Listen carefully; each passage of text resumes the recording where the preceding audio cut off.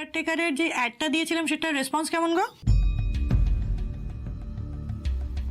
তুমি সব ব্যাপারে এত ইনভলভ হও কেন বলো তো? পার্টিকুলারলি এই ব্যাপারটা দেখার জন্য আমার কোম্পানিতে এইচআরে তিনজনকে আমি মাস মাইনে দিয়ে রাখি। এগুলো তাদের দেখার কথা। তুমি এগুলো নিয়ে টেনশন করো না। আচ্ছা তুমি আমাকে কি ভাবো বলো তো, আমার মাথাটা এইটুকুনি হতে পারে কিন্তু এটা হার্ড ডিস্কে না অনেক মেমোরি আছে। ওকে বুঝেছি, আর পাকা পাকা কথা বলতে হবে না, তাড়াতাড়ি এসো। 5 মিনিটস। ওকে, আসবো? Come in. এই যে দিদি। আচ্ছা তুই কি বলতো, তুই কি নির্বোধ? তোকে কতবার বলেছি আমাকে দিদি বলে ডাকবি না, আমাকে ম্যাডাম বলে রাখবি। আমি তো দিদি নই, কল মি ম্যাডাম।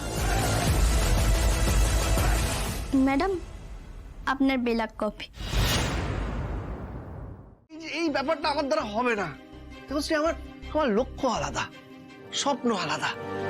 না আমি আমার স্বপ্ন এই 10টা 5টার জীবনে না বিসর্জন দিতে পারবো না, এটা বোঝার চেষ্টা করো। আমিও চাই না তুমি তোমার স্বপ্নগুলো বিসর্জন দিয়ে দাও। যেহেতু তুমি যন্ত্রপাতি নিয়ে কাজ করতে খুব ভালোবাসো, তাই আমার মনে হয়েছে এই কাজটা করলে হয়তো তোমার ভালো লাগবে। মেশিন সম্পর্কে কত কিছু জানতে পারবে, নতুন নতুন অভিজ্ঞতা হবে, নলেজ বাড়বে। আর রাজ, কোনো অভিজ্ঞতাই তো জীবনে ফেলে দেওয়ার মতো হয় না। একবার চেষ্টা করে দেখো না, ভালো লাগবে।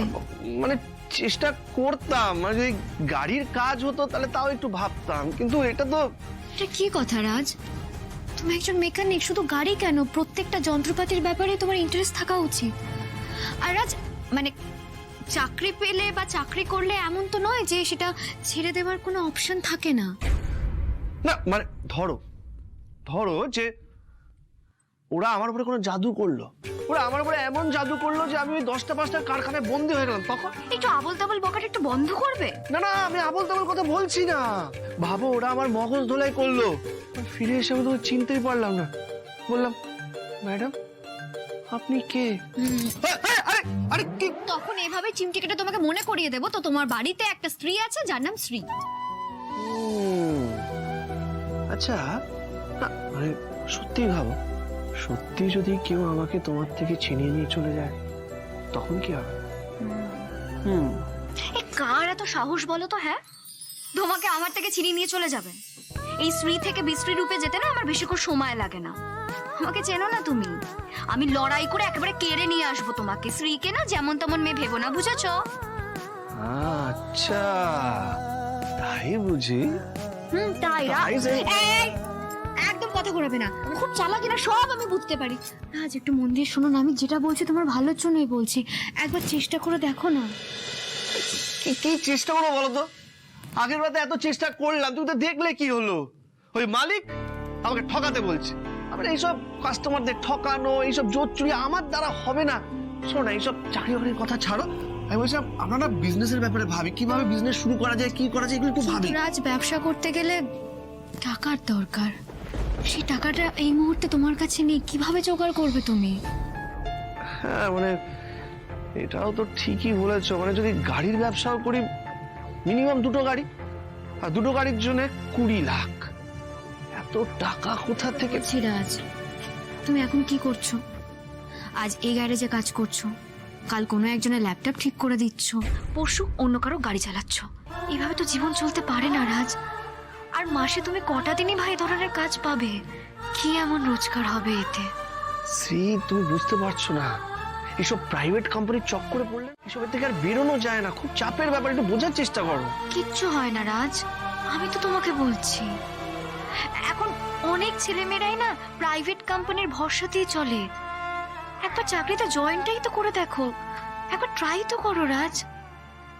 আর ওই কোম্পানিটার না বাজারে বেশ নাম ডাক আছে।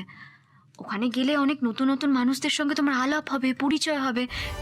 হয়তো এমন কাউকে তুমি পেয়ে গেলে যে সত্যি তোমার গুণের কদর করলো, যে তোমার আইডিয়াটা শুনে তোমার ব্যবসায় ইনভেস্ট করতে চাইলো। এমন কাউকে তো তুমি পেয়ে যেতেই পারো ওখানে, তাই না? আর সত্যি বলতে রাজ, আমার মাইনে যদি সত্যি এতটা হতো যে তুমি 2 মাস ঘরে বসে থাকলেও কোনো অসুবিধা নেই, তাহলে সত্যি আমি তোমাকে চাকরিটা করার কথা বলতাম না। তুমি তো সবটাই জানো রাজ। আমি এখনো বুঝেই উঠতে পারছি না যে কি করে এ মাসে মায়ের ওষুধের খরচা চালাবো। দুদিক মিলিয়ে এতটা খরচ হয়ে যাচ্ছে। তুমি তো আমার কথা দিয়েছিলে রাজ, তুমি আমার পাশে থাকবে, দায়িত্ব নেবে। হ্যাঁ শ্রী, আমি চাকরি করি, আমি যেভাবেই হোক তোমার পাশে দাঁড়াবো। চিন্তা করো না ম্যাডাম, আপনি যখন বলেছেন আমি কালকে ইন্টারভিউ দেব, ঠিক আছে? এবার দেখি আমার ভাগ্য আমাকে কোথায় নিয়ে যায়। ওকে?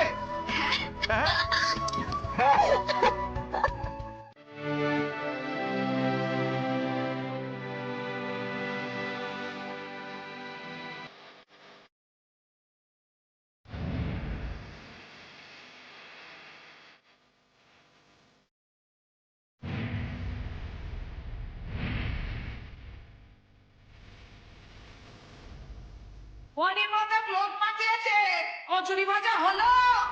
হ্যাঁ মা, হয়ে এসেছে।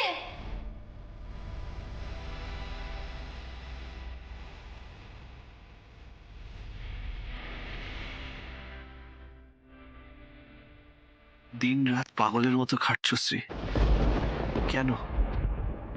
কার জন্য করছো? আমার জন্যই তো।